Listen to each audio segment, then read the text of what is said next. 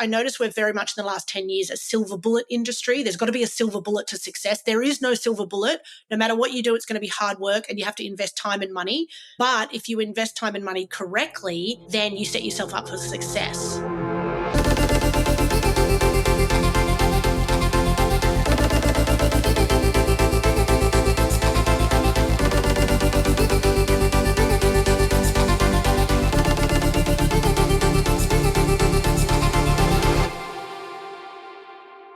Hello and welcome back to the Beauty Industry Leaders Podcast. I'm your host, Sammy Kennedy, and today I have the absolute pleasure of speaking with someone who is not only a skin expert, but a true pioneer in lifting the standards of education in our industry.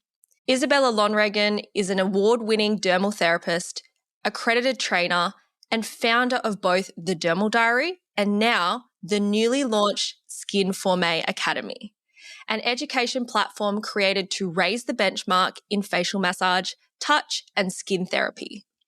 We're diving into why so many therapists are feeling stuck, the real reason diploma-level training is failing to prepare new therapists, and how Skinformé Academy is filling the gap with an education pathway that actually works. Isabella, welcome to the show. Please tell me what's happened since the last episode we did together on the podcast almost 12 months ago now. Yes. Hi, how are you? Thank you so much for having me on. I'm excited to be coming back a second time. And I think I was your first ever interview. I remember you sent me a message when I put up the post saying I want a guest on, and I just went, there's no way she will come on my podcast. And then I ghosted you. We got sick. We tried to re-record a few times, and then we finally got you on, and I'm so glad we did it. But I feel like so much has happened since then because you had, 4,000, 5,000 followers. You've been scaling huge on social media. You've been on the news. Like, you're on all my ads. You are just blowing up right now. Like, tell me, what's been going on? Oh, my goodness. Yeah, you're right. It was probably about 12 months ago. And true to my form, I don't really take a break between projects. It just keeps building, which is exciting, and there's so much scope for creating amazing things in this industry. So I feel like I don't have an excuse not to be doing things that are going to elevate the industry. So yeah, I think for the last 12 months, my educational offering, my first educational offering, which is the Intrinsic Intensive, which is the 4-day advanced facial massage course, was what I was doing when we met 12 months ago. But that exploded because the demand for quality advanced facial massage training is so huge, not only in Australia but worldwide. So we've been working on that.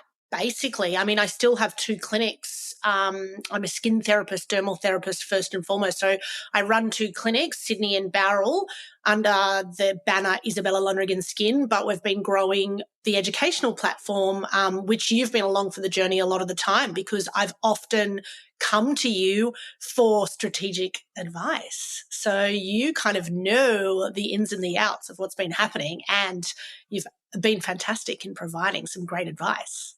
It's honestly been so cool to see your journey unfold because for anyone listening, like if you go look up Isabella on Instagram, you would almost assume she has this big team behind her and they're all working around the clock. But no, to my absolute shock, when I sat down and we did a consultation together, I was like, so who's on your team? Who have you got supporting you? And she's like, oh, it's just Cam and I. Me and my husband. Nah, surely not. Yeah, I was surprised you were so surprised too because I was like, what? Do people have massive teams? And you were like, yeah, they do. And no, we don't. It's Cam and I. And we have, at the moment, we have someone helping build a website for our new offering. And I've got now, when we met, I don't think I had social help even back then, but now you had a PR agent. So she reached out to me and that's what initially made me go, oh yeah, she's definitely got this big team behind her. Obviously she's got a PR agent. Like, sorry, I didn't realize you're such a big shot. I've got to do this, sign that. No, I'm kidding. But what you guys have achieved is incredible. And I think that's what we're going to break down in this episode is the journey you guys have been on from, obviously, last episode we spoke about how touch therapy is so important now, and therapists are going out and almost feeling like they have to be using these machines, or business owners have to splurge on the latest and greatest equipment. And then, 2 years later, that model's out of date. They haven't even made back their investment. They're trying to sell it because they realized it didn't actually bring the return they thought it was. And I think what you're doing in the industry right now is really bringing that connection back. And in a world full of technology and AI, we are so disconnected, and having that touch is after COVID 100%. That's still a traumatic echo in my memories, is the COVID lockdowns. But also after COVID, it was so obvious to me that I was in the right industry, because the first day we reopened after the second lockdown in New South Wales, within 3 hours we'd booked out 4 months worth of treatments. And here I was thinking no one would ring for a treatment. They'd be too scared to be infected or at risk of infection. And it was the total opposite. And I remember thinking, wow, this last 2.5 years is all worth it, because we are now inundated with business and we can service them, and people will always pay to be nurtured. People will always pay to be touched, which is just, the fact that AI is growing at the rate it's growing, and in our industry, still the machines are touted as the be-all and end-all in business. You won't be a successful business if you don't buy a skin tightening machine, is just false, and it creates false dreams too. So, yeah, touch-led treatments is what we talked about, and it's just grown even since then in the last 12 months. And since then, I've been asked to speak at massive conferences, medical conferences, about how touch-led treatments are growing and competing with medical treatments now. Oh, yeah. And if you think about it, like, if I need to slow down, especially as business owners, like if you're listening to this right now, you're going to be someone who's probably a little bit burnt out, working your ass off. Like, we all go through it. Yeah. And when you want to take some time for yourself, like, you're probably going to think, I want a massage, or I want to go get a facial. You don't want to sit there under this machine, right? You actually want someone to be able to give you that feeling of relaxation. And I think where the industry is, or you want both, you want a hybrid. Yeah. I think a lot of clinics just think, I can buy this machine and stick someone under it and it'll just make me money and I can walk out and go and do my thing. And that's not the case. But you can create a hybrid treatment where it's a combination of both. But you have to be excellent at the touch side to make sure you're really connecting with the client properly. The LEDs is a great example. I know that some clinics offer LEDs, and then it's just like, you don't just walk off there. You could give a neck massage, an arm massage. You could do something to just add value. LED, LED is not in my talk of machine hating, and I'm not a machine hater. I just don't want people relying on machines and also thinking that if they buy a machine it's going to solve all their problems. I notice we're very much in the last 10 years a silver bullet industry. There's got to be a silver bullet to success. There is no silver bullet. No matter what you do, it's going to be hard work and you have to invest time and money. But if you invest time and money correctly, then you set yourself up for success. 100%. So let's dive into the bigger industry problem that we're seeing at the moment. Yeah. What do you think has caused this growing disconnect between formal qualifications and actual job readiness in the industry?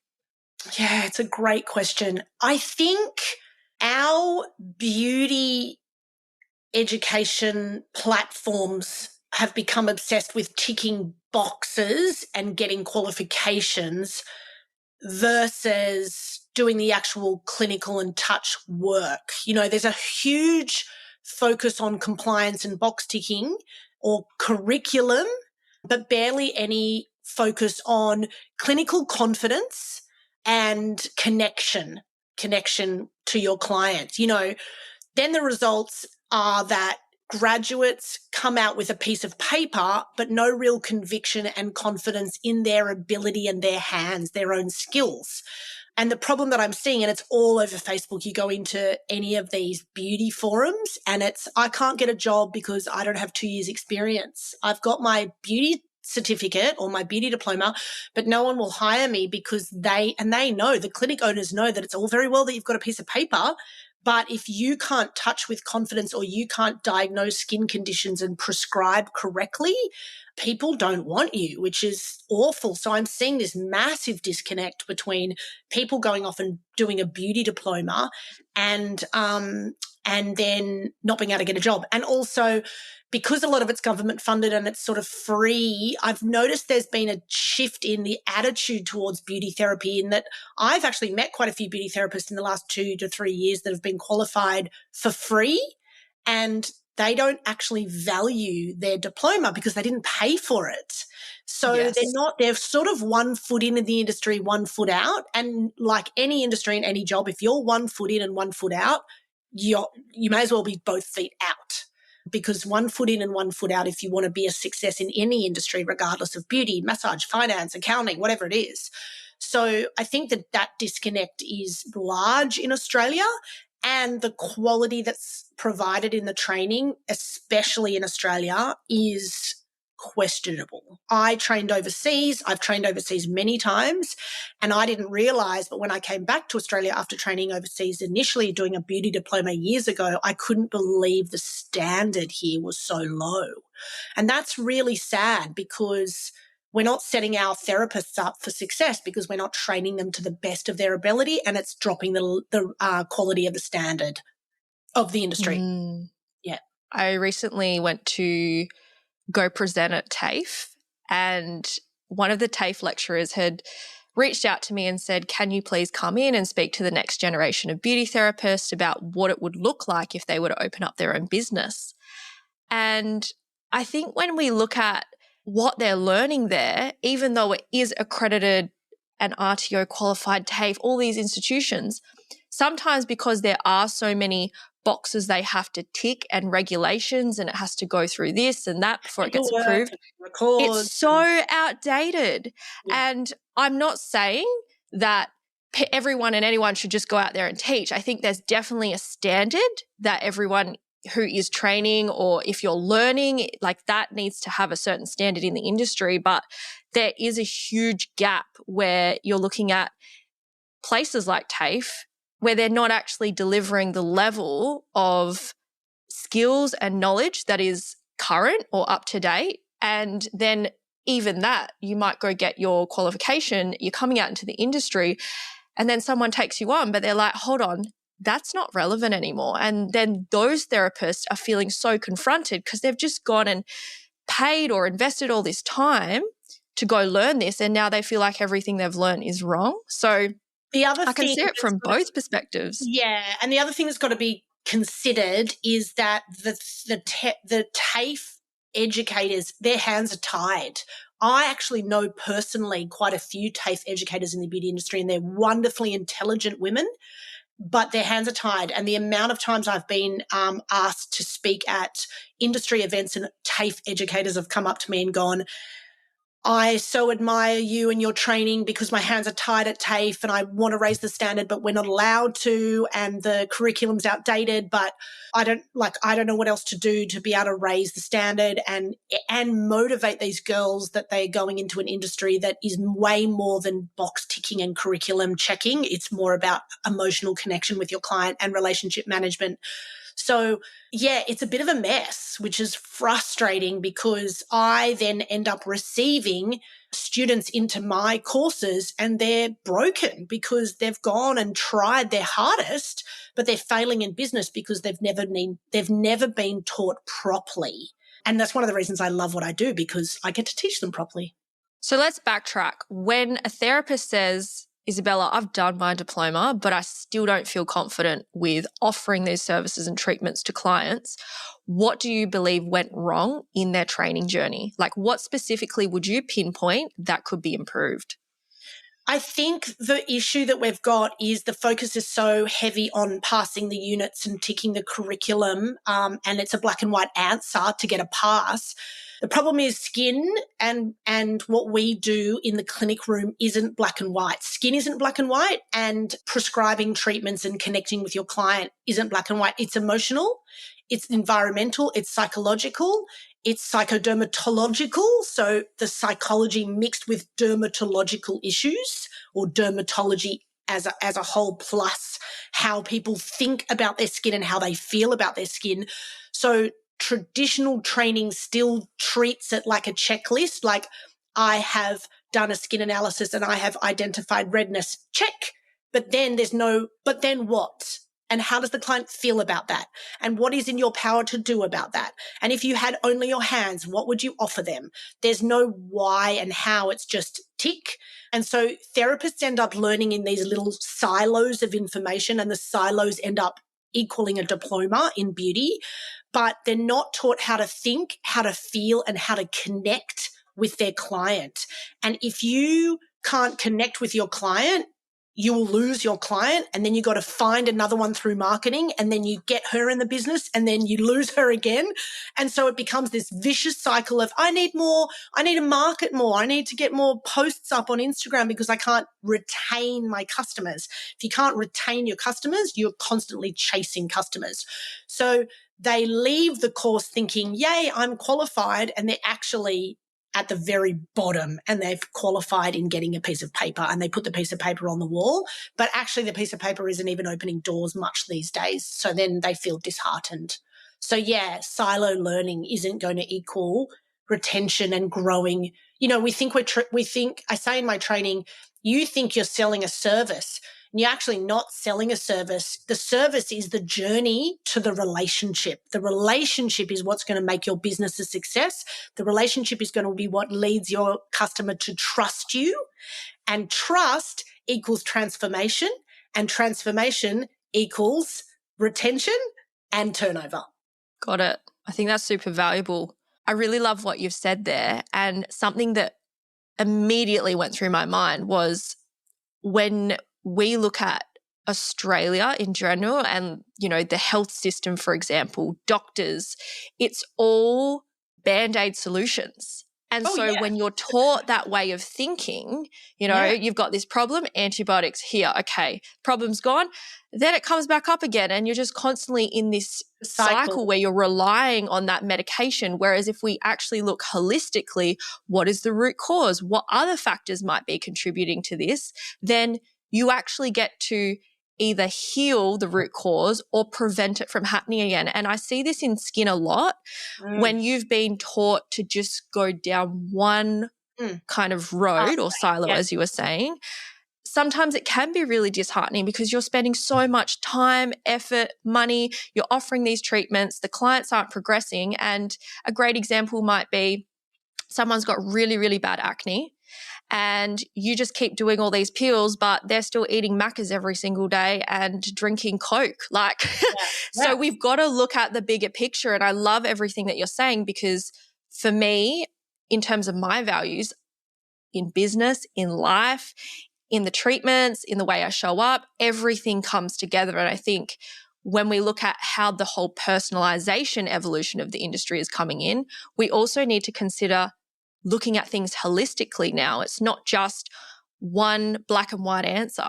And also our clients, when I was in dermatology, they were our patients, but when I was in dermatology, the patients were a lot more intelligent than they are 10 years ago. So our clients now know that there are many different types of options to solve their problem. Whereas back when 10 years ago, 20 years ago, you went to the doctor for acne, the doctor put you on a prescription. The only answer was the prescription. You took the prescription, you came off it, 6 months later it came back, blah, blah, blah. Whereas now often what's happening is your patient or your client has gone and tried all these things and it hasn't worked. By the time they get to you, they are annoyed. They're frustrated from spending so much money elsewhere. They distrust practitioners because they've been sold. And I always used to say, gosh, I get these people at their very worst, whereas the doctors have the easiest. They had the easiest route in the beginning because the doctors were God. So you just went to the doctor and you got your prescription and you paid your $200 for the dermatologist. Whereas now it's happening the other way around. So we receive these people as super frustrated and annoyed. We've got to work a lot harder to gain their trust. And the problem is relationship connecting and how to nurture your customer isn't taught. You have to somehow learn how to do that. And that's what I'm finding is such a big missing factor in the education in Australia, is that we're told how to do an eyelash tint. We're told how to give a basic facial. We're told how to give a basic massage, and then we're sent on our way. But you really need to learn how to grow your relationships and your trust factors through how you touch your client. And this also falls back onto the machines, is if you're not touching your client with intention, with the goal to connect with them, and you're just putting on an IPL machine or you're just putting on some type of laser, your ability to connect with them is cut.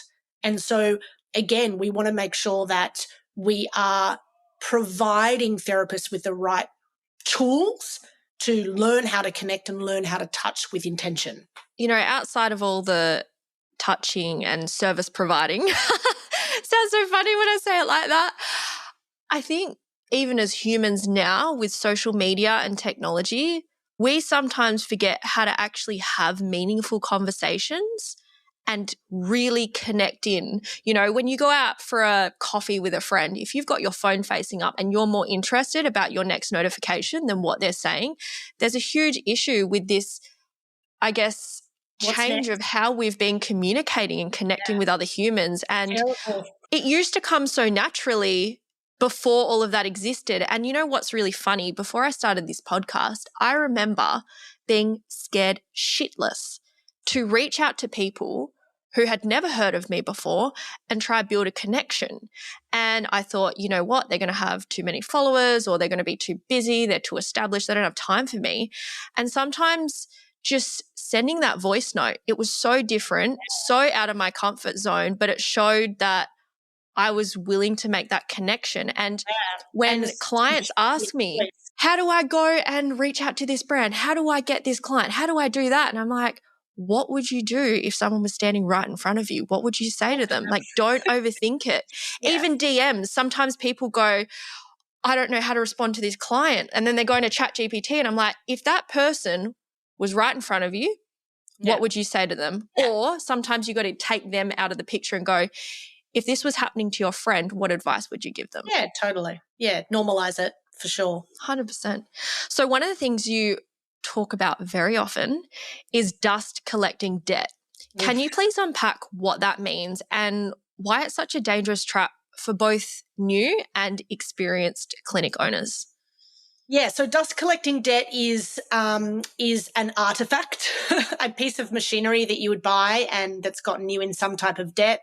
And even if it hasn't got you in debt, even if you didn't get a loan, you spent 50 grand on it, and then you bring this fancy new machine in and it sits in the corner and you use it occasionally, but eventually it doesn't get used. So it just sits and collects dust.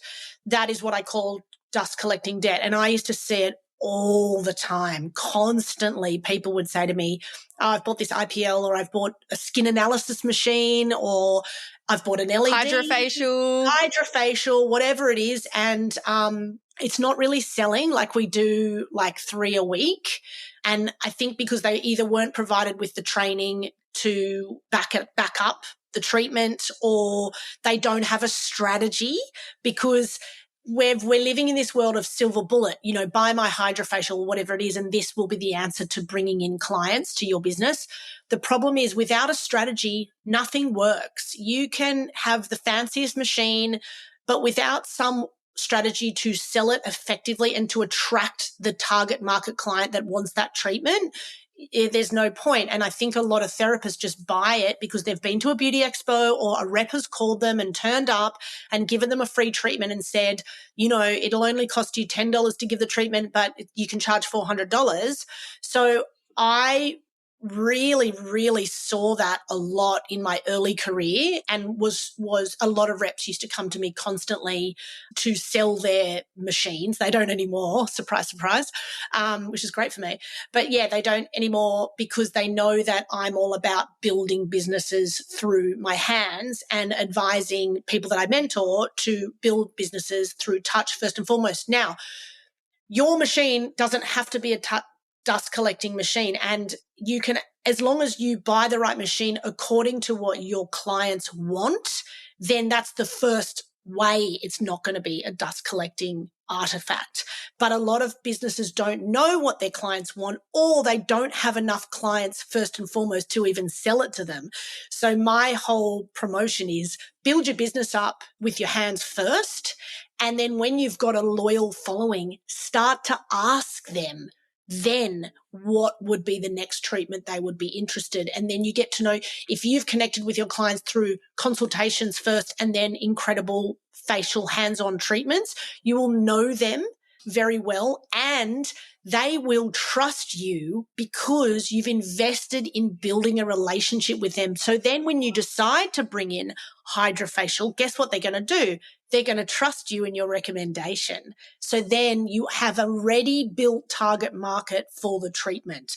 But I do see a lot of therapists, they're having like fire sale businesses because they're like, oh my God, we've got rent to pay and we don't have enough business. Let's buy a IPL machine and it's going to be the greatest thing because I hear a lot of therapists going, because that's what everyone wants. And I'm like, how do you know? Have you asked them? Have you asked them what they want and what they're interested in? So yeah, dust collecting debt is a big one. I know both internationally and in Australia because machine manufacturers their job is to sell machines. Now, I'm not saying these machines don't work. Don't ever think that I'm saying they don't work. Many of them work, but you've got to make sure that it's built into your model to make sure that you're providing the right outcome for your client first and foremost. Okay. So, if you're a massage therapist, for example, and then heard that, I don't know, like some fancy machine did X, Y, and Z and you just decided to bring it in, it's going to be very hard to bridge a gap between you being a massage therapist and suddenly offering this machine. So it all has to be on brand, whatever you bring in. And you don't want that dust collecting debt to not be on brand with your business. So it'd be very odd if I suddenly was like, hey guys, I've got a hydrofacial when I've been in 10 years and my focus had been eyelashes, for example. It's a very hard bridge to gap if you're not doing it strategically, is my point. Oh, I've had some clients come to me and they do maybe some skin treatments, lashes, then they've bought in the vacuum BBL cups, teeth whitening, and I'm like, make it stop. You're better off niching and doing scary. one. Yeah, that's a scary. I actually have a really great example to add on to what you were saying, just to illustrate more of a picture about how the machines versus the hands can compare in terms of profit. So one of my clients, she actually did your training and she also bought a hydrofacial machine. Now, maybe for the first month or two, she had a few hydrofacial clients and she realized that the consumables were actually quite expensive. When you factored in her operating costs to also provide that treatment, there wasn't that much profit. And because it was a branded machine, they give you, I guess, prices that you are advised to charge, and then other people in that area with the same machine are offering similar prices. And so you can't actually move much further than what they've recommended, and it actually creates this huge trap. So because your client goes down the road to the chick that's selling it cheaper. So exactly, you're competing like for like. And this is what I say in my training. You need a unique selling point in your business. And if you're going to buy a hydrofacial or an IPL or whatever the machine is, and there's 3 other clinics in your suburb that have that machine, that minute that you don't offer a unique selling point or something amazing in your business, that client is going to go, oh, this chick down the road's doing a sale, so I'm just going to go for the same treatment for less. And your hands are tied because you've got this generic machine. Whereas if you've created a signature treatment for yourself that only you offer, that only you own, then you don't compete with any hydrofacial. Now, as I said before, you can do a hybrid. So your client could have done hey, I'm going to offer this incredible facial, but I'm going to pair it with this. You're still unique. There's still a way around that, but it's a big outlay when you could have just done the unique treatment and attracted the perfect client that was looking for your perfect signature treatment. And then they don't want to go anywhere else because they can't get the signature treatment anywhere else. Well, with the hydrofacial, she was adding in like an arm massage, a customized facial, but she still had the issue of people seeing the word hydrofacial, not reading anything else, seeing the price tag and going, nah, I'm going to go somewhere else because they're only doing it for $150. Yeah. So now she offers the Bowral as a customized facial, and that is a lot higher profit for her because there's less overheads. And it's just crazy because now she's in the position where she's like, literally that hydrofacial is collecting dust and she's trying to sell it. And they've just brought out a new model. So then her model isn't worth as much. And she, I think, spent like 50 or 55 grand and now she's trying to sell it for 35. And it's just like, oh, you just really sad.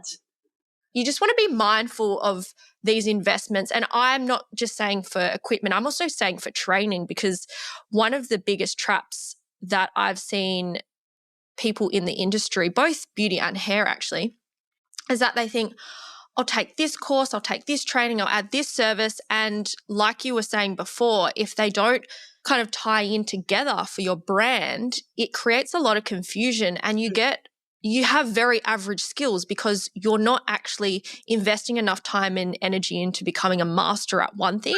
And so if you're doing, let's say lashes, brows, nails, teeth whitening, skin, you've done all these different services, but you've only done, 10 clients in each one and then added a new one, you don't become the expert. You don't attract people who want to pay more because you're not specializing or you don't have that next level of experience. So getting really good at one thing and then being able to do the market research, see where there's demand, and then intentionally and strategically look at, is there cross-sell, is there upsell, how would this then go into the next step of the client journey. So for example, if you just started out and you were doing peels or something, but then you thought, okay, once I build up this with peels, I could add in a LED or I could add in skin needling. Like you don't have to outlay hundreds of thousands of dollars because that's what some people do. You put yourself in so much debt, and financially that level of debt will bring on so much stress, and the way you run your business is so reactive. Now, I really want to know, why do you think those therapists are so quick to invest in those external solutions instead of refining the skill set that's in their own two hands? I think because they're sold that this machine that they can buy is a silver bullet, it's going to be really easy. And refining your own skills, as we all know, is time. It takes time. It takes patience. It's work. It's hard. And people don't want to do that. They want a silver bullet, as in they want someone to just be like, here, buy this machine, put it on your client's face and you make $200 or $300. And whilst that could be true if you have the perfect target market and you've built your business around it, but that takes time and years. So I think the issue we still have is that the art of committing to become an expert or a master is lost. And that's probably one of the biggest things that I've identified with going into the training industry, is that initially when I did my 4-day course, I was like, originally it was going to be 5. And I was like, that's a long time, like for people to commit. But the feedback is people go, thank God you did 4 days, because there's no way I would have gone and done this on my own. I have to be guided, and I know it takes a lot of work, but I needed you to believe in me that I could do it. And I needed you to stand over me and adjust me and da-da-da-da. Whereas I think people that don't have the patience and the drive to do it will go, I'll just buy an IPL and that'll be fine because it'll only cost me $10,000. And then the woman that sold it to me said that I can make $200 a treatment. And if I just do the baby maths, which is divide $10,000 by $200, then it's paid off. But we all know, especially you, Sammy, who has your incredible calculator, we all know that that's not the truth. That's not business, is dividing your $10,000 by $200, because then there's your time, then there's your water, then there's your electricity, then there's your rent, then there's everything else on top of that. So I definitely think people rely on machines because they think it's going to be easier. And the problem is they lose, just like we were discussing with the communication, they lose the ability to connect because they've put all their eggs in one basket on the machine. And then suddenly they're faced with, I don't have relationships with my customers, so they won't trust me anyway. They're not up. There's no uptake in my recommendation. No, because you haven't built the relationships with them. 100%. And there's always going to be a time and place for both. And I think the people that will win in this industry will be smart in combining both of them, because it's not one or the other. It's just finding what your clients need and how you can best serve them. I think, Exactly. And I think that's interestingly, this is where the nursing arena is starting to come knocking on touch-led treatment training, is that the nurses in Australia are a perfect example of people that have access to medications and machines, but also with the new regulations have to diversify their businesses. So they're coming across to touch-led training and touch-led businesses realizing, oh, these new regulations are coming in. I probably should diversify my business a bit, but still stay within the realm of skin. And they're, with the right training, nurses are doing really well because they're becoming masters in touch-led treatments, so facials and facial massage, but they also might be injecting still or doing some type of laser treatment, but they've done it really well because they've got an established business, and then they're being seen by their clients to be upskilling well. So there is space for both if done correctly. yes, I love this. So let's talk about the very exciting launch of your new academy, Skinformé. Skinformé. I know you didn't just create another skin course, you created a whole education framework. So I want to know, what makes Skinformé truly different? So the Skinformé Academy was born out of, I guess, a few things. Frustration on my side, seeing the lack of incredible quality touch-led treatment training. We called it Skinformé because it's a combination of skin and form, and I'm all about form when I train. We're training to get the practitioners or the touch therapists their form right, and obviously it's a focus on the skin. Has an accent over the E because I'm European trained, so it's a little nod to Paris there and pronounce Skinformé. So the last word is May, M-A-Y. So it's not just about treating protocols, because me being qualified to the level that I am and spending 5 years in dermatology, a lot of it's protocol led, and protocols are great. They're amazing. We need them in business, but protocols get in the way of connection through touch-led treatments.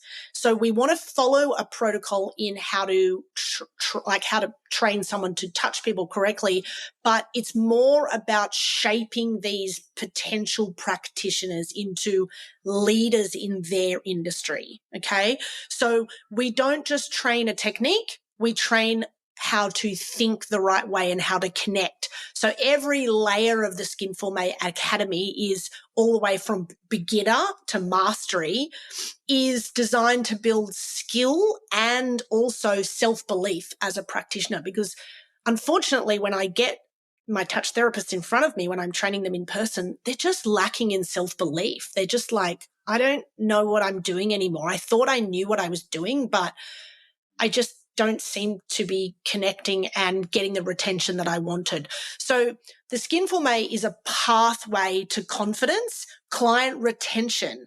I'm all about working smarter, not harder, and working smarter includes retaining your clients, but also career longevity. You know, we don't want to be in our careers for just 10 years and then get annoyed and then leave. And there are people leaving the industry, and there are people leaving the industry that shouldn't be leaving the industry. We should be retaining these incredible therapists, and they're leaving because they're frustrated with their career not growing correctly.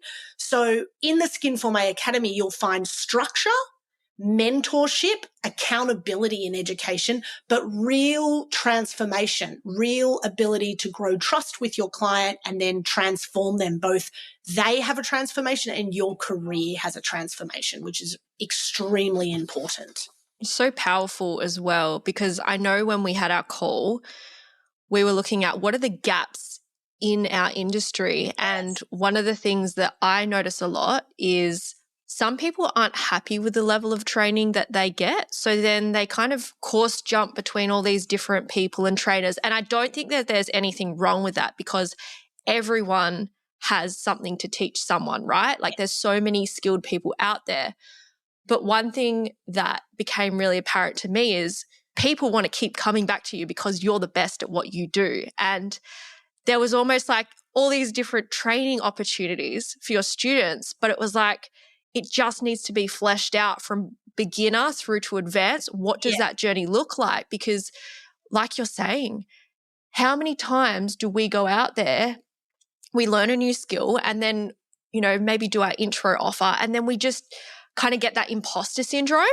Yeah. And then we might bottleneck ourselves at kind of this price point or this skill level. It's like, okay, well, when do I go from being a beginner to an intermediate? Or when do I know that I'm at the advanced level? Or when could I price myself that way? Oh, no, I'm not as good as her, so I'm just going to undervalue myself. And I think this is what is missing from the industry, because there's so many different courses, training, masterclasses that you can attend. But now Skinformé has a pathway.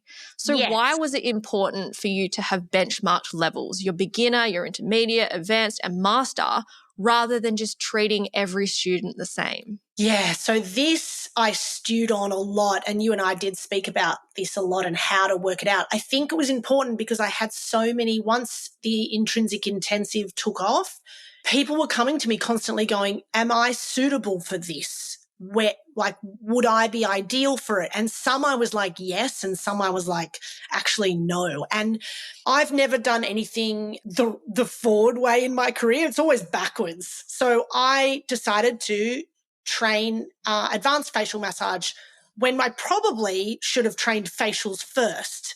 But the demand for what I realized when I went and had facials is that the facial was given to me and the massage element was just the fluffy bit that was in between the exfoliation and the mask. And I was like, no, I'm coming for that. Like, I'm coming to be connected and nurtured, and I'm getting this average facial massage element, and I wouldn't rebook. And I realized then, I was like, okay, there's a massive gap in here in Australia, especially for advanced facial massage training. So I launched the course. It did really well. But then I had all these people contacting me going, oh, look, I'm just started my beauty therapy diploma. Can I do your course? And I'm like, look, yeah, you can, but you're probably a bit junior for it. So then I was like, I think I need to go backwards a little bit. So I started to identify that there were going to be all these different levels, and people weren't confident enough. We noticed that people weren't confident enough to ask me if they were suitable for it. And so we were missing out on people coming to it because of imposter syndrome. They were like, oh, you're famous, so I won't be good enough to do your course. And I was like, what are you talking about? Like, I just teach facial massage. So I got a lot of that, and I was like, okay, we need to meet therapists where they are. That's what I learned. They can't just be bottled into one package all the time. And also it was difficult for me because people would enroll and then they'd turn up and I'd be like, oh, you're probably a bit junior for this. And then it would take a toll on the rest of the class because I would have to invest a lot more time into that therapist to get them to the level. So I realized it needed fleshing out. And if we were going to offer more education, it had to be, if you're a junior, you can come in at this level. If you're intermediate, you can come in at this level. Or if you're advanced, you can come in at this level. Or if you want to do a full pathway to mastery, you start here and we'll take you through the whole thing. So it's kind of like you can study at your own pace if you want, or you can follow our pathway to either expert or mastery, and we just tell you what to do. So clear benchmarking allowed the therapist to build confidence in their own skills without being overwhelmed, because there were some therapists that turned up to my course, and my course is challenging. It is not for the faint of heart. Actually, someone has written that in a review for me. They were like, this course is the best thing I've ever did. But let me tell you, it's not for a weak therapist. It's not for a real junior. And so I was like, okay, we need to take that into account so we couldn't overwhelm people. So it lets us celebrate each therapist's progress from either junior to senior or senior to master or intermediate to master. So you can come into it where you are and we can create the pathway, or you can follow your own pathway. So whether you're new to facial massage or facials, or have 10 years experience or 20 years experience, we meet you at the Skinformé Academy. We meet you where you are and we basically show you the pathway to mastery. That was the reason it was so important for us to have those benchmark standard, because also no one else in the industry is doing that. They're just doing one course. Here's your course. That's what I do. See you later. Bye-bye. The client retention for your students is going to be insane, because now they can see if I do this, it pre-qualifies me for this. And I think for me, when I went to uni, right, you do a bachelor of whatever. Mine was health science and acupuncture. And then you kind of do your honors, and then you can go on and do your master's and a doctorate. Yeah. And there's an actual pathway for you to progress, you know? Yeah. You kind of have to think about it. You're told to go here to become the master, and we don't have that in Australia. We've got beauty diploma, we've got dermal sciences, dermal aesthetics, whatever it is. They're kind of creating all these things now, and then nursing. And the problem is none of those really, really expensive qualifications to necessarily answer their needs, the students' needs. They're all based too on heavily science-based things, whereas this is much more about touch-led. I'm all about touch-led, connect with your client. So yeah, the pathways was a really important thing for us. Also, I did it backwards in that I created an advanced facial massage course, and then I created a teeny tiny course called Awaken the Eyes, which is a 7-minute online teach yourself in a day facial massage course. And I was like, I'm just going to try this online thing, because people were contacting me from all over the world saying, oh, I can't come to Australia to do your intrinsic intensive, but do you have an online offering? And I was like, no, I don't. So I better test and try one. We launched that on Boxing Day last year, and I think we've now sold 1,000 of them. I was chatting with a salon owner the other day who said, Sammy, I feel like I'm constantly working, but nothing's actually working. She was posting daily, reels, stories, replying to DMs between clients. Her team looked to her for everything, and she still lay in bed at night wondering if next week's bookings would cover the bills. Sound familiar? That's exactly why I created Booked, Banked and In Demand. It's the system I wish I had when I was burnt out, overwhelmed, and wondering if all this effort was ever going to pay off. And it's now helped over 300 beauty business owners get off the income roller coaster and actually grow, filling their books, boosting their income, and finally building a business that gives back instead of draining them. Inside, I'll show you how to attract clients with content that actually converts, use AI and done-for-you scripts to save 20 plus hours a week, hire your first VA and delegate the entire back end of your business, and build a system that keeps your business booked without burning you out. So if you've been craving clarity, clients, cash flow, and calm, this is your shortcut. Click the link in the show notes and join Booked, Banked and In Demand now. Let's build a beauty business that doesn't run you into the ground. I'm loving everything you're saying. I do want to ask, can you please walk us through what happens inside the intrinsic intensive training and why it's included to those aiming for the master certification? Yeah. So to become a master in the art of facial massage within the Skinformé Academy, you need to come to in-person training with me, which is the not only the intrinsic intensive, we do offer in-person training on other courses, but in order for you to be eligible to go to that level, you need to come to be trained physically by me. The intrinsic intensive was my first product I ever created, born out of the demand for advanced facial level training, and it's 4 days. And it's basically 3 entire days of intense, hence the name, or intense intrinsic facial massage training. So I take a maximum of 14 students, which is very, very important for me, because I feel like that's the magic number. Anywhere between sort of 8 and 14 for that 4-day course is the magic sweet spot for the excellent standard of training that I promise to deliver. And when you're training complicated technical massage moves, you need to make sure that you're being not only trained by the right instructor, but you're not in an enormous class. So I do keep it very intimate. So the first 3 days, we just focus on learning the moves, learning the intuition behind the moves, because anyone can just slap on a mask and do an oil massage. This is way above and beyond that. So I teach that, but we also do a lot of discussion on what it means to really connect with the muscles, connect with the fascia, connect with the emotion that is carried in the face, because we as women carry a lot of emotional tension in our face. And it's really important that if we're going to become massage experts, touch-led treatment experts, that we work that out. And then on the last day, we do the Business of Facials Masterclass, which is basically everything I've done in 20 years in 5 businesses. This is now my 5th skin-focused business, the Skinformé Academy. So I've pretty much put that into a manual, and it takes us about 5-6 hours to get through the entire masterclass. And it's an incredible opportunity for the students to connect with each other, share what their problems are, share what their struggles are, their weaknesses, their bottlenecks. And we basically workshop them out. And I go, in that situation, I would do X, Y, and Z.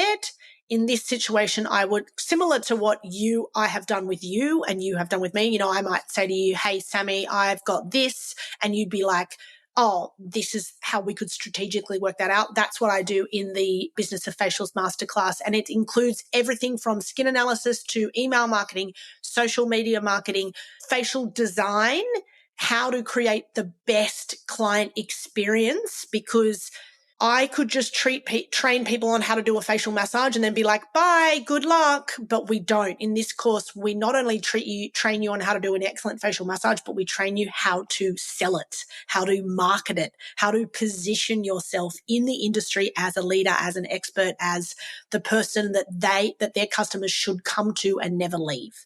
So yeah, I mean, it's a completely comprehensive course that takes a therapist from a practitioner level to a fully holistic and advanced practitioner, then to leadership mode. We turn them into leaders in that course, but also in the entire Skinformé Academy offering. People come to us as a practitioner and they leave as an expert or a master and a leader first and foremost. I think it's super valuable that you're also including the business side on that last day, because majority of people who take these courses and do these things, they don't usually go, hey, I'm going to invest this money out of my own pocket and then go work for someone else. They are doing it for their own business, but naturally business doesn't come to them, and then they're really struggling to get the clients in or understand how much they need to be charging or how do they position it. And then by default, they end up seeing what other people are doing online, copying that, and they have no real strategy. And I think when I look at what you're doing, not only with the technical skills and the knowledge for the service, that extra support is what makes your training more valuable or has a unique selling point, because it's not just ChatGPT guides that you've come up with overnight. You've actually lived through it. You've been able to put it together, and also you can troubleshoot and have the foresight of what things they're going to struggle with. So you're able to give them that, because they're not going to know the problems that come up until, 3 months, 6 months, 12 months down the path. And it's like, here you go. Yeah. And that's the difference I've noticed, because I used my business, the Dermal Diary, which I sold a few years ago. I used that as my training platform case study, because I had like 10 therapists working for me.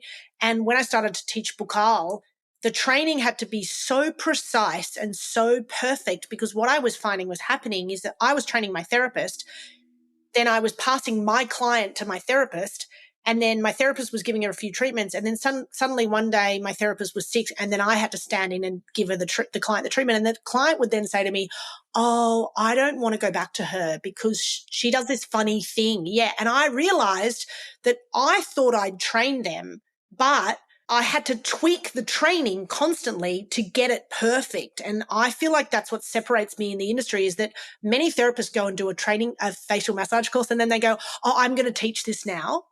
But they've just done this one course and they might have had a business for a year or two, and they're like, oh, well, if she can train facial massage, I can do it too. But my training manual took me 3 years to write, because I kept perfecting it.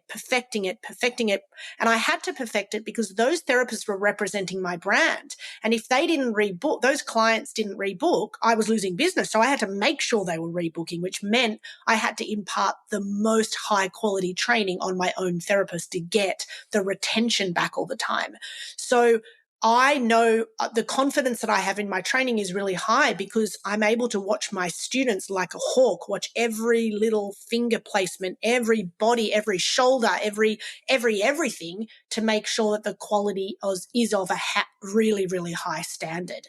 And I think people should make sure that who they're choosing to train them has that kind of experience, no matter what industry you're in. I'm not saying this industry specifically, that experience that you've honed in constantly to make sure that the output is excellent is very important. Yeah, as you're saying all of that, it's literally like you had consistent beta testers to get feedback from, train up, improve. Yeah. Whereas if you launch a course, like this is what I've done. I launched my very first course back 3 or so years ago, and I had to just run my beta testers with other business owners. But if I had my own people that I could get that feedback from, it would have been, I guess, a faster improvement or progression in the training. Yes. I think when you're kind of training other people and then they go off, if they're not under the same roof as you, so to say, you feel like you're nagging them, or they're like, oh, I haven't had time to do it. But like them being in that clinic working for you, you've just got so much more visibility over everything, which is so valuable. I think that's what catapulted my training aggressively, because what happened after about a year of offering the intrinsic intensive, I started to get phone calls from people that had been trained elsewhere asking for retraining. And that's not me saying that the people in the industry aren't training well. That's not it at all. It's about that the therapists weren't feeling confident enough because maybe the classes they'd been in were really big, or maybe they tried to learn Bowral online. And Bowral online is not, I don't think it's the right way to learn, because every student that comes to me says, thank God I did this in person because I had no idea how hard navigating the mouth was, because I just assumed you would just stick your fingers in there and massage around and it wouldn't be that big a deal. And I'm like, it's a big deal. It's a big deal. Oh, 100%.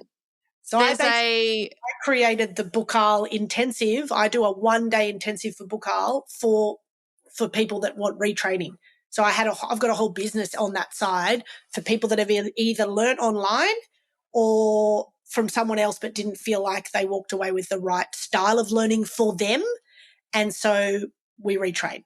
It's so interesting because when you have staff that you can train up, you also have so much more social proof than someone who's never trained other people. Yeah. And I look at Celine from Brow Tribe. She has, I don't know how many staff now, probably like 15, 20. She has been growing and expanding, but the quality of services from her staff are so consistent that I know people are watching her, waiting for her to bring out training, because if she can consistently train up staff from beginner to expert level and have all that social proof, launching is so much easier. But when you don't have social proof, and I have to remind this and give a really big reality check both to my clients and people who are listening, you can't expect to charge $2,000 to $4,000 for your training if you have never trained anyone up. Because you've got to collect social proof. You've got to refine your training. You've got to invest that time and energy to understanding how to deliver it in a way that people can understand, implement, and get the result. Yeah. And so when it comes to these trainings or any skill you do, the best type of people will always be refining and improving and innovating. Because if you stay stagnant, you launch your training and you think, that's it, I'm going to make heaps of money now, like you're in for a rude shock, because the industry moves fast. Yeah, it does. And you got to be abreast of it all the time. And oh my God, I totally agree with that. Like this has been a moving beast since the day I started. And even my manual now for the intrinsic intensive often gets changes because I'm like, oh, that doesn't apply anymore, or this needs changing, or da-da-da-da. So yeah, it's definitely a journey. Going into the training space, and you would know this because you're now in this space, being what you do, business mentoring, business coaching, it is not for the faint of heart, because you need the experience and you need the know-how to navigate it correctly. And also you need the gumption to be able to be at it constantly. It takes, this Skinformé Academy has been basically, well, I mean, really, since I started training Bowral to my therapist, and that was back in 2019. So I've been at the training game, in-person training game, since 2019, and it's been just a constant churn of education, adjusting, learning. So yeah, I think you and I have seen a massive increase in the beauty space of some expert trainers in every which way or the other. And hey, I say good luck to them, but strap yourself in because it's Oh, yeah. work. Yeah. I thought it was going to be easy. And I can openly admit that, because when I left beauty, I was like, oh, I'll just, have a course and it'll make heaps of money and it'll sell. And then, I've spent four How's and a that half working for grand you? building this course, and I realized no one's buying this course. Well, I had 6 people sign Yeah. up, and then after that I was like, oh, I've got to launch it. And oh my gosh, I've exhausted my audience. I've got to build my audience now. And then, people don't actually do courses. Like, there's only, I think, a 3% completion rate for most courses. Yeah, That's it's the stat. crazy. Like, it's so low. Maybe it's different in beauty because they're relying on learning that skill. But if it's social media, if it's copywriting, if it's anything else, like, generally speaking, most people don't finish courses. So then I was like, all right, I need to get into this coaching space. And then I did the group coaching. And then I was like, wow, I thought group coaching was going to be incredible, but I am burnt out showing up every single week, sitting in this forum, replying to all these messages. My whole life revolves around sitting on Facebook. And it's like, I think COVID really changed our values because we were in lockdowns. We couldn't leave the house and we were controlled. So the word I keep hearing is people want freedom. Yeah, financial which is so freedom. Understandable. You want financial freedom. You want freedom to go travel. You want freedom to be able to wake up on your own terms and do what you want. You want to work. But let me tell you, running an online business, especially in the training space, if you're trying to run a salon, see clients and succeed in the online space, it's 2 whole businesses.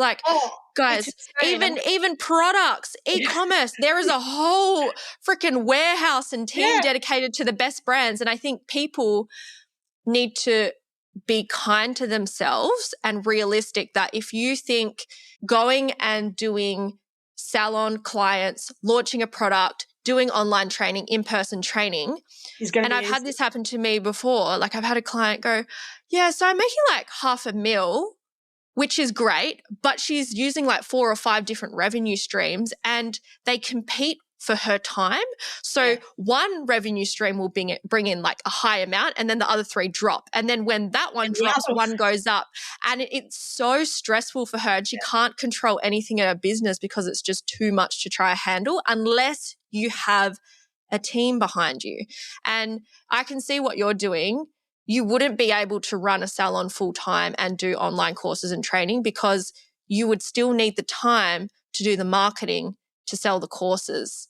Well, I am though. That's exactly what I'm doing. Are you working full time in clinics though? I'm working, my time is split between my Sydney clinic. So I do 6 to 7 days in a row in Sydney, back to back, 6 facials a day. Then I come back to Bowral and I work in the clinic anywhere between 4 to 6 facials a day the rest of the time, 5 days a week.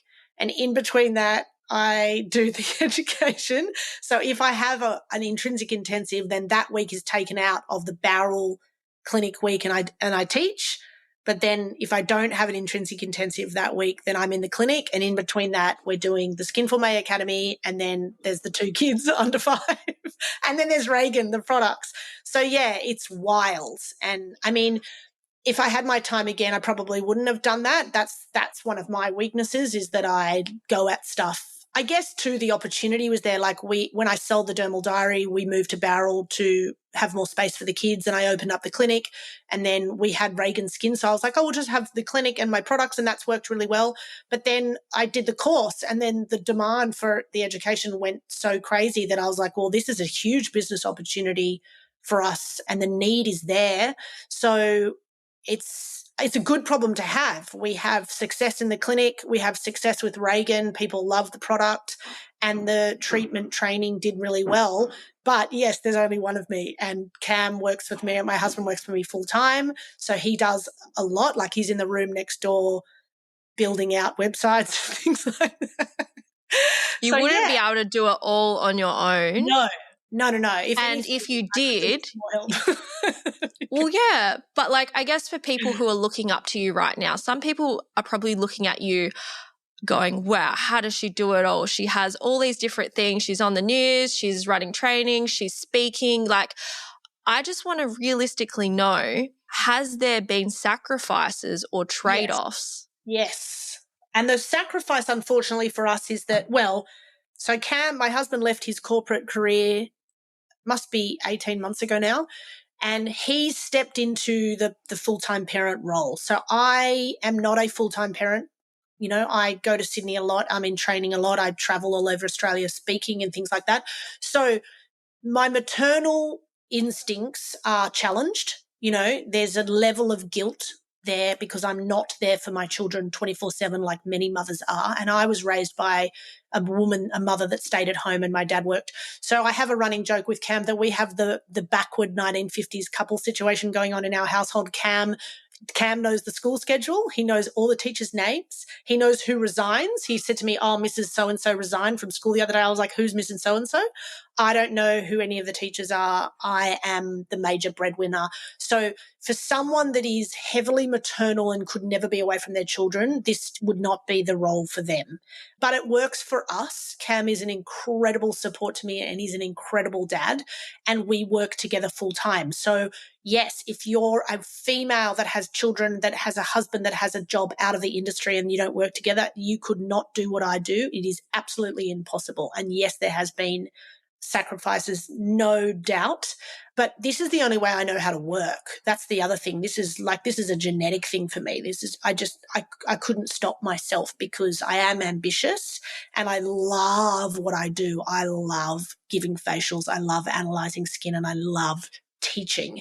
So Cam knew very early on that for me to be at my happiest and my most healthy, functioning state as a woman, I needed to work and I needed to do what I do.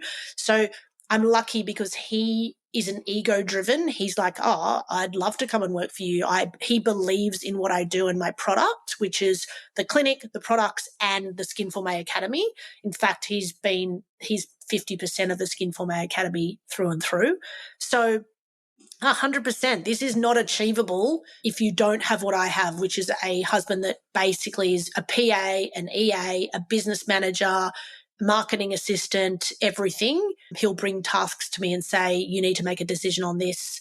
And so he's a wonderful support. So yes, for those women out there that are thinking, how are you doing it all? I'm not doing it all. I'm not parenting full time, and I'm often in Sydney, and my kids often say, where's mummy and when's she coming home? So that is the sacrifice, but we all have choices and they need to be made. So that's the decision that Cam and I have made together, and it works for us, and we have a happy family and a happy marriage, and the kids are happy. They're happy. So, you know, it's working for us.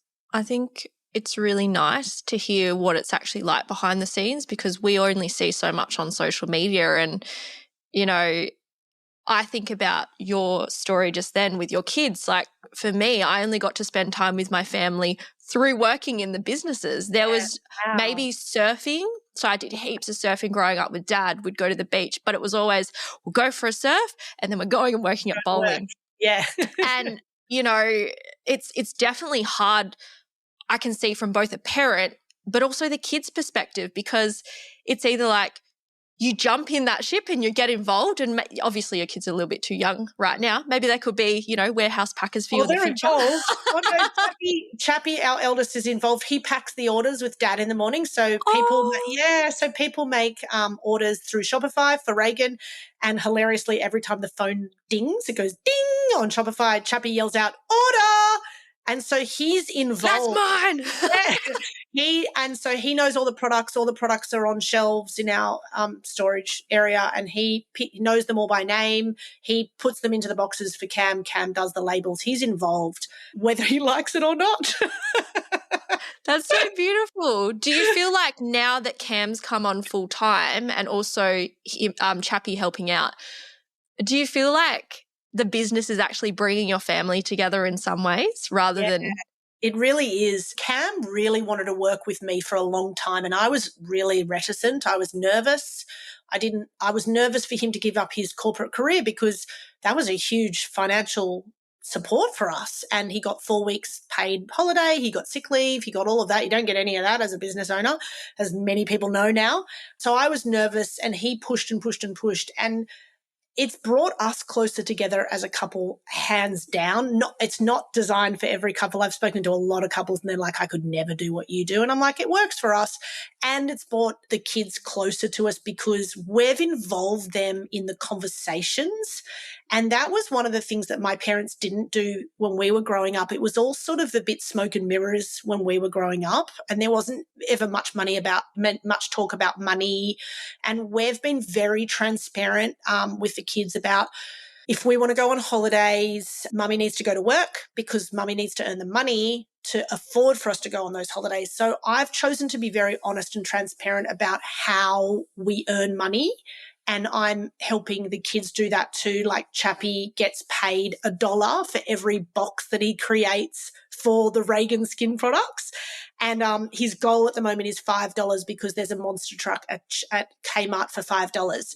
Yeah. And so we got up to $3 the other day, and he was like, I've got to do another 20 boxes. And I'm thinking, 20 boxes? Like, it's not much, mate. But we needed a break. So, yeah, they're involved, and that's parenting we've chosen to adopt because we believe in training them in the reality of life. The reality of life is they will eventually work one day and support their own family, and I want to show them from the beginning that nothing comes for free. You know, we lead a comfortable life, and we like to take their family on a holiday once or twice a year, but that comes with mummy having to go to work in Sydney or around the country. So, yeah, it's just like you were involved with your dad in the bowling, our kids are definitely involved, and they know the ins and the outs of the business, and they understand that, you know, sometimes sacrifices need to be made to achieve. And that's kind of what we're hoping to impart on them. I think there's a huge added value in your life as a child being exposed to business.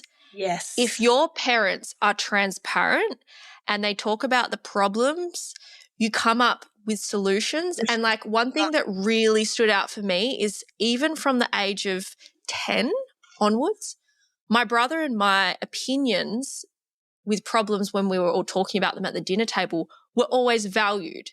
And I've never in my life, until I went to work for someone else, got told, no, we're not doing that, or nah, and got made to feel small. And so one thing that I really struggled with working for other people was being valued and also shown how to solve my own problems or make decisions for a business that would better it, where then I'm working for someone else and ego is such a big thing of like, no, I want full control. It's my way or the highway. How dare you question my authority? And so your kids, whether you realize it or not, by the time they're probably about my age, they're going to be miles ahead from other people because they've probably learned how to manage their money.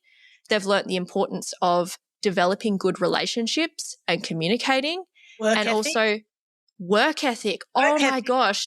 Yeah. Everyone complains about Gen Z being lazy and entitled. I'm like, I do not feel that way at all because of how I grew up. I'm like, I feel like I'm never doing enough. Like, let's do more. Let's break barriers. But I'm like, I can't do them anymore. Oh, my God. Yeah, that's our goal with the kids, is that work ethic is a big one. And I believe, like, I watched my dad work really hard and my mum work really hard as a stay-at-home mum. I'm one of 5 kids. It's a full-time job. 24/7, yeah, and I watched that. But I also wasn't exposed to money-making decisions and things like that. It was all kind of hush-hush, which is kind of typical of, like, I was raised a Catholic. It was kind of typical. You didn't really talk about that stuff. It was kind of deemed as distasteful. Whereas, like, we're quite, you know, we want to give our kids the power of understanding. You know, if Chappie goes to Kmart and sees this truck, he says, oh, this is really nice. I say, so what are you going to do to get it? Like, what's it going to take? Like, what jobs are you going to do? You know, I want him to understand that. So we're trying to give him little lessons here and there along the way to show him that, you know, he can do little things here and there. Mummy's out doing big things, you know, to support his upbringing and to support the family. And it's all important because when you get to an adult, unless you've got some massive trust fund coming your way, there's no free ride. No one's coming to save you. And I still get amazed in this day and age that so many people are out there thinking someone's going to come and save them. No one's coming to save you. You know, you've got to do the work. And there is no silver bullet, as I've said 100 times. It's just a lot of work and a lot of strategy. Yeah, 100%. I think you will be the type of person that separates your kids from the rest, where people go, I can't afford it, or that's never going to happen for me, or I'm never going to be able to make it, versus how can I make it happen? How can I afford it? Who do I need to ask? And I think that expanded way of thinking, even if you're listening to this and maybe you grew up with parents who didn't have those conversations with you, maybe your parents weren't entrepreneurs, maybe they're the ones still telling you now, I don't think you should do this, go back to your job. Like, there's always going to be people who try seed fear into you because what you're doing is outside of their comfort zone. Yes. And also, as you grow and progress, it's either going to trigger them because it shines a light that you're outgrowing them, you're going somewhere and they're staying in the same place. And that's a huge thing as well. Like, if you don't surround yourself with people, whether it's family, whether it's friends, whether it's other business owners on that same journey, it can get really lonely and really tough. So I think that's one of the other reasons too, which is why I create one of the benefits that came out of doing the Intrinsic Intensive is that when you're a sole trader, it's really lonely. You know, you miss that connection with other business owners that do what you do, but you're not competing with them. And it's brought so many women together. And it's been, funnily enough, it's been one of the best outcomes of the training is that I've been the catalyst for all these new friends.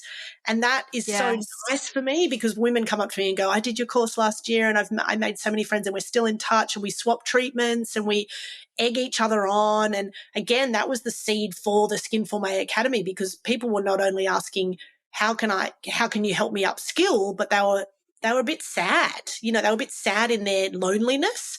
And so the Skinformé Academy is giving people an opportunity to come together as a community, which is part of the program. You come in and you get into the community of the Skinformé Academy. So you're in a forum where you can discuss and ask questions and things like that. And it's just a really powerful way to upskill, not only gain new skills, but gain a cheerleading squad around you, which is what the Intrinsic Intensive really offered a lot of students. So much value in all of that. And I'm really excited for the Skinformé to see it all come together. You know, when I created Beauty Industry Leaders, I was like, I need a little tagline. And the whole why for me was raising industry standards, raising the standard. And I should have you as an ambassador or something because seriously, like, you are the perfect example of someone who is raising the standard. And all of us in the industry have the potential to raise the standard. It's not actually about, is she doing better? Am I doing better than her? Like, it's actually about, am I being the best version of myself? And when we're all leveling up, how does that improve the value, the quality, the whole standard of the industry? Yes. Now, you're clearly on a mission to raise the standard. What impact do you hope Skinformé Academy will have on the next generation of skin therapists, or even the current generation that are struggling and they just need that next step? I think I want to see touch-led therapists stand taller in their confidence levels and their offering. You know, I still see these girls unsure of what they're offering and how much they're pricing their treatments at. I want them to speak with clarity and certainty and conviction about their treatments and their abilities.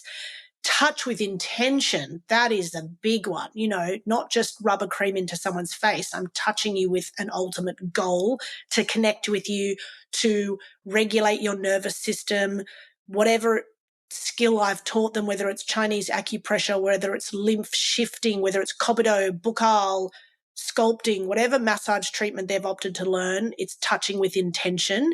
And I want the industry to stop undervaluing itself. Like we're still, I think a lot of people out there are still thinking I'm just a beauty therapist.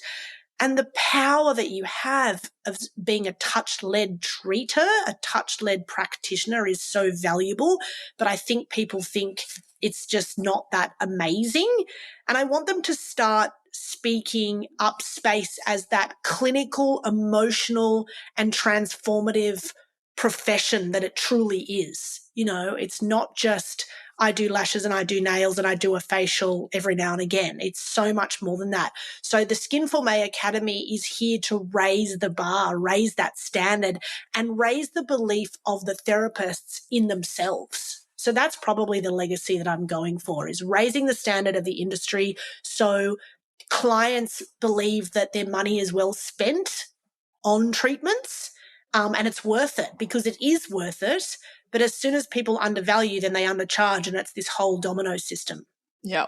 I literally look at profitable pricing sessions with clients and I said, how did you come up with your prices? And it was like, oh, I just looked at what everyone else was charging and then I went a little bit cheaper just so I could get some clients. And I was like, And then how have you adjusted your prices each year? And they're like, oh, I only do like $5, maybe 10 a year just because I don't want to upset clients. And I'm like, girlfriend, have you looked at the inflation rate lately? Have you looked at your rent going up, wages, super? Like, you've got to be realistic. And I think all of us, it has to be all of us, have to stop undercutting and hit this industry standard for pricing, but also delivery of services. Because honestly, I don't care if you are a home salon or a commercial salon. I think it actually comes down to the delivery of what we do in terms of the knowledge, the skills, the experience, the results, the customer service, the pricing. If everyone really worked to raising the standard, we'd be in a better place. Everything we would do in this industry would be valued. And like, I don't know by the time this episode airs if it would have happened or not, but I've been pitching some PR to explain why salons are struggling, and it's because they fear putting their prices up over being financial hardship. And, you know, we need to all come together. Yeah, definitely. My advice, and I heavily talk about this in my training, is that I get a lot of people going, oh, I'm so scared that I'm going to lose customers if I raise my prices. And I'm like, good, lose them, because guess what happens when you lose customers? It leaves space for those that want to pay more. Yeah. Because then they look at you and go, wow, she's paying, she's charging, so there must be something good here. But if you don't have any space for people to pay more because you've kept a hold of the clients that, you know, you didn't want to get rid of because you didn't want to add another $10 or $20, then you're just stuck doing the same treatments at the same prices. But if you actually free up some time and raise your prices, you use the time that those customers might have left, the gap. So say you do lose a customer and you've got a gap, then you use that gap on growing your business, on working on your business, not in your business. So I often think it's okay if you lose a customer here and there, because you get some time back to grow your business, and then it leaves space for someone that actually wants to pay you what you're worth. So true. In every industry. When I was in beauty and I was charging $50 for services, I attracted nightmare clients, no-shows. I then like tripled my prices, and suddenly, I started attracting high-value customers, and they would always come. They would pre-book in advance. Like they were my dream customers. And then I went into the coaching space, and it was so interesting because the type of clients I attracted with cheap, affordable clients for prices for coaching were an exact reflection of the nightmare clients in beauty. And so sometimes it's funny that the people who complain the most about the clients, they are that person themselves, and they're wondering, why am I not attracting all these clients that rebook and treat me well? And it's like, because of how you show up. Yeah. And so it's like, you have to really believe in yourself and improve your value. And also it's like dating, right? You can't sit there and go, I want someone with chiseled abs, tan, financially successful, great career, all these things, when you're the complete opposite of Well, that, you're because an you have exact to be the type of person that or the attracts type of exactly. And so I think we often look at other people and say, you need to be this, you need to be that, you have to reach this standard. But it's also like, you need to evolve and become that standard yourself to attract more. And so by leveling up with things like your upskilling, your training, your prices, your branding, you them. evolve to the next level. Oh my gosh, when I first did my coaching branding, I actually will put a post up about how embarrassing my marketing is. Guess who I attracted? Like, not very great people. And I Guys, do appreciate the people who supported me in the early stages. Do not get me wrong. But I had a lot of inquiries from just time wasters. And then now, because my branding is at the level it is, serious. I Yeah, attract serious people, and it's cool. just so different. Yeah. Isabella, for the therapist who feels stuck or unsure if they have what it takes, what would you want them to hear today?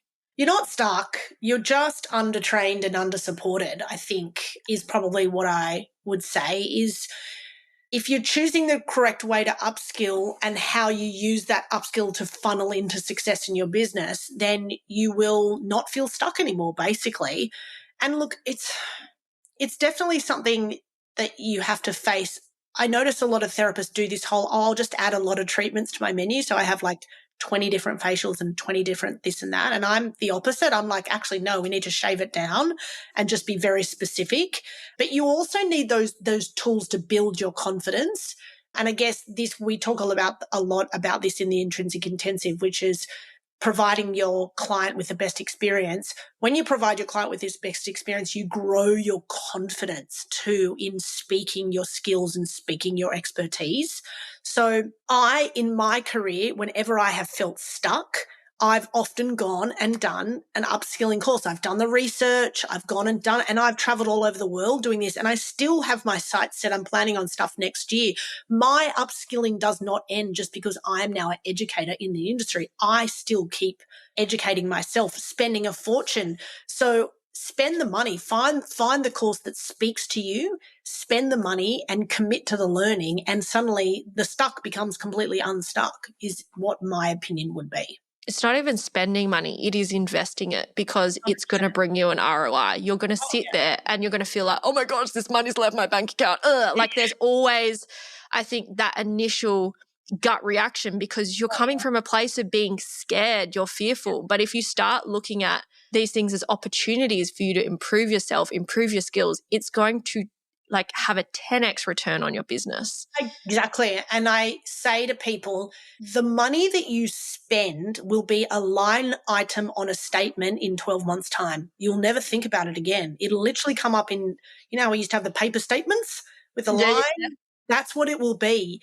And I mean, I've flown to Paris twice now, to London, to God knows, all over the world. And that expense that I spent, I don't even think about it anymore. Like it doesn't even factor in. So yes, initially when you spend it, it might feel tough, but once it's spent and you're on the trajectory of success because you're committed. So yeah, if you're feeling like you're a bit lost in the industry, which is where a lot of my students come to me saying that they are, when they come out the other end of the training, they're not lost anymore because they've got their confidence and their love of the industry and their love of their career back again. And that's where the magic really happens. How much do you think, ballpark, that you have invested in your upskilling and training and support? I'm public about this. I'm public about how much money I've spent.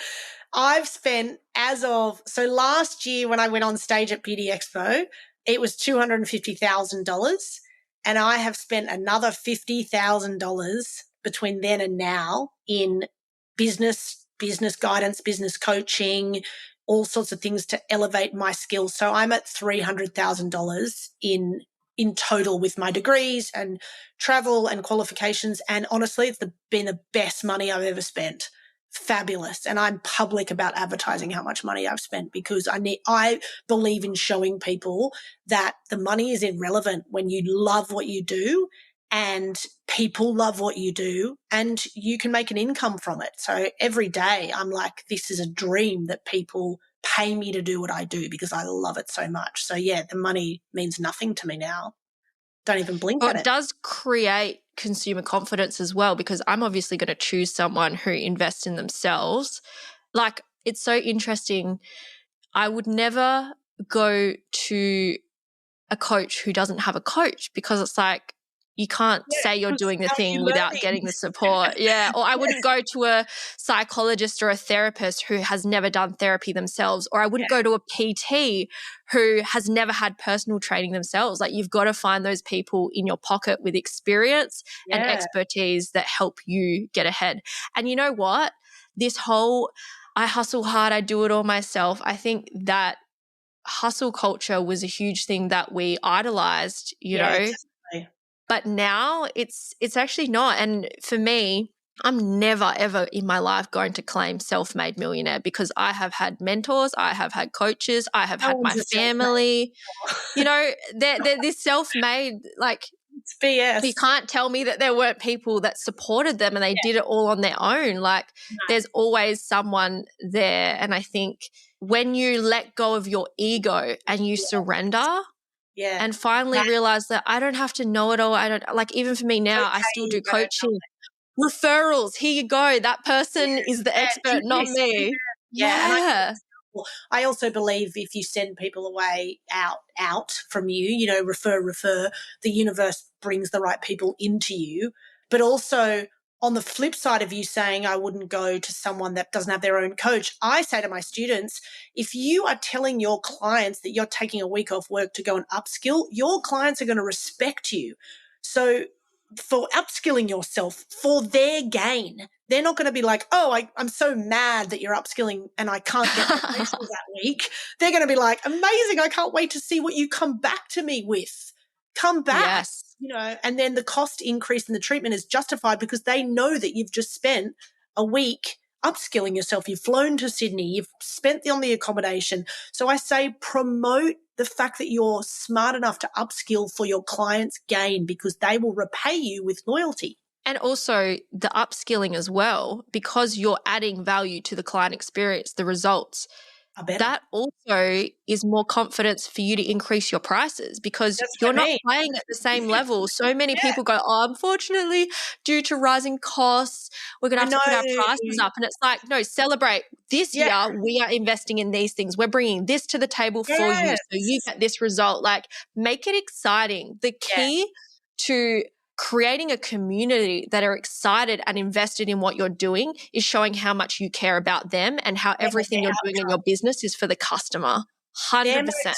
They're my two pet peeves, and I talk about this quite a bit in the training, is due to rising costs in the economy, we're increasing our prices, not I just went away and upskilled and I'm bringing this brand new technology in my hands back and the prices are going up. And the second one is due to so many people cancelling, I'm enforcing a cancellation. Don't do that. People don't need to know that you've got a cancellation on your public forum. Don't do No that. one's going to comment on there and be like, oh my gosh, Isabella, this is so good. I love this. It's so depressing seeing those posts go up too. And I Don't just do want to delete that, like, those or cancellation even, policies are for private communication and for yes. websites, T's and C's. They're not for social media. And if you need to raise your prices, you're right. Celebrate your prices. Celebrate your increase because you're adding more value to your customer, not because the economy is raining on you that day.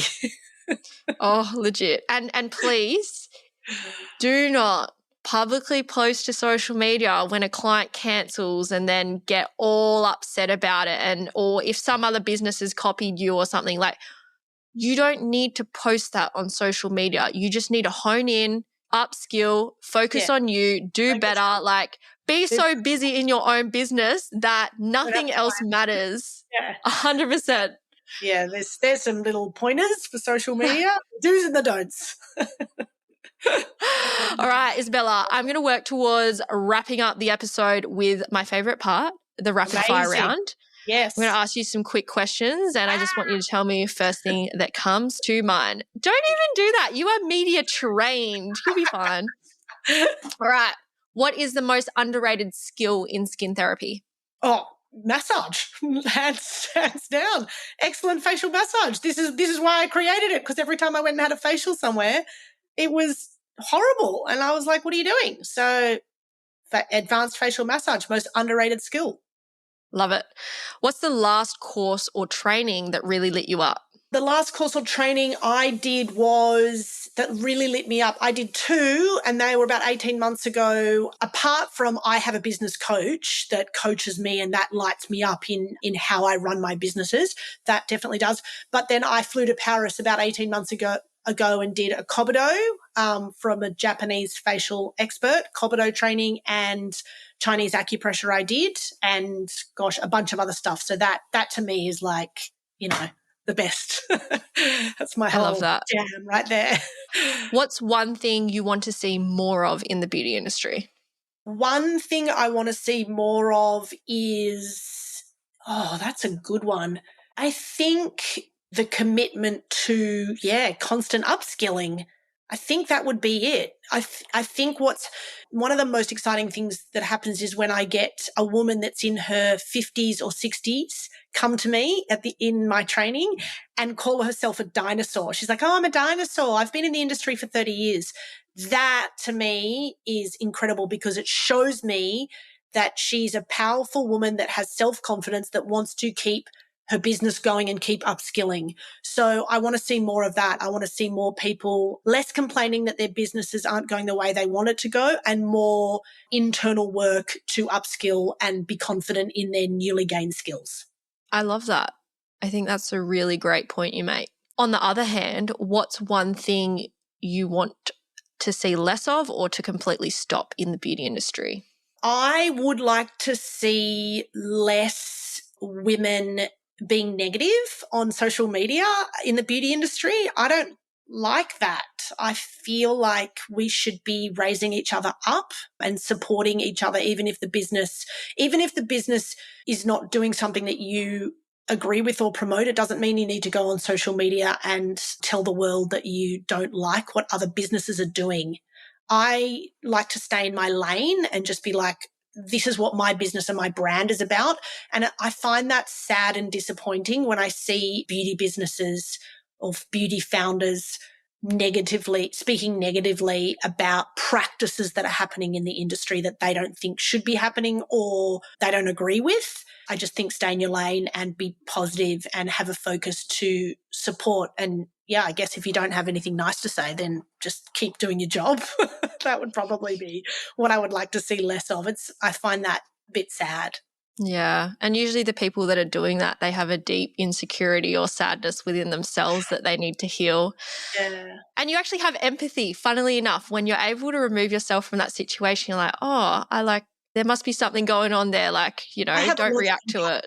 Yeah, I have a lot of those people. I think, that woman must be having a bad day or something's gone on, and I feel a lot of compassion and empathy. But I wish there was a bit less of that because it doesn't bode well with my whole positive attitude about raising the standard. If anything, it brings it back down again.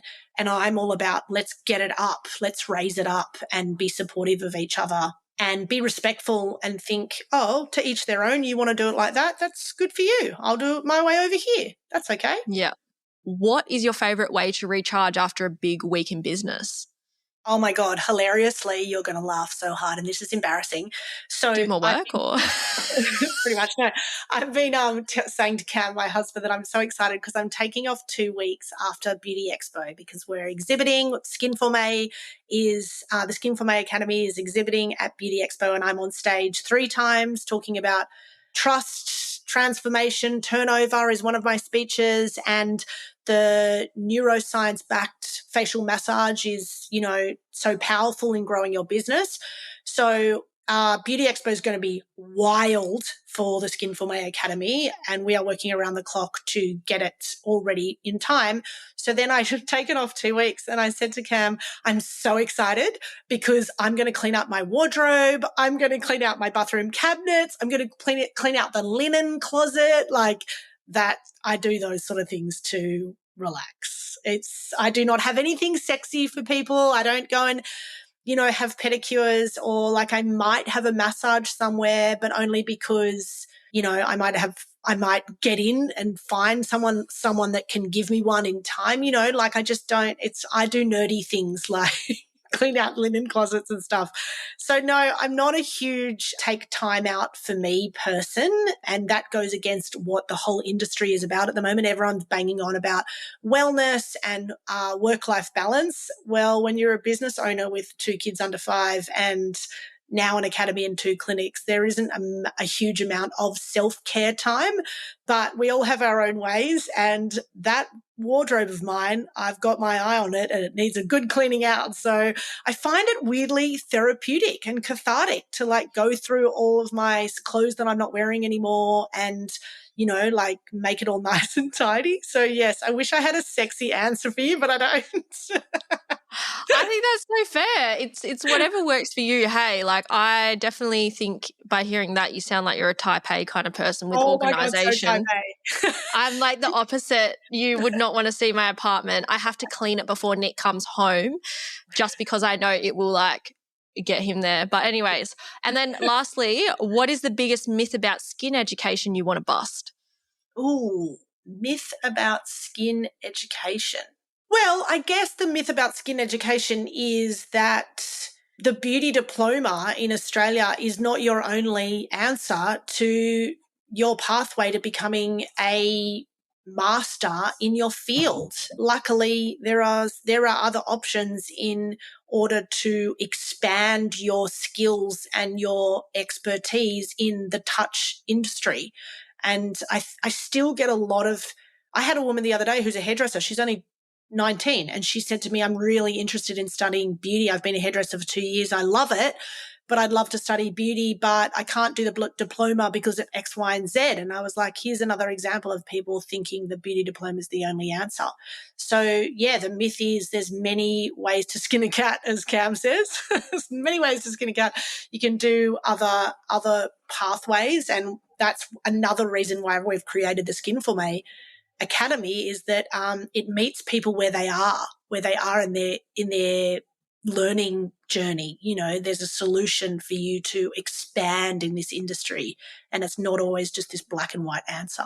I love that. Thank you so much. I really appreciate you for coming onto the podcast, sharing all your insight. It's actually so honest and refreshing, because I think when it comes to the beauty industry, sometimes you look at these people and you're like, how are you doing it? Like, what are you doing? And I think there's so much genuineness to who you are, and I think that comes through in your training, and I'm really excited to see the impact that you'll make with your students and this new Skinformé Academy. Where can people find more information or connect with you if they're interested in either coming to one of your trainings, doing Awaken the Eyes, meeting you at Expo? Like, give me the down low. Yeah, so Instagram, Skinformé. My Instagram is at Isabella Loneragan. So that would be the first and foremost place to come if you want to be directed to where you need to go.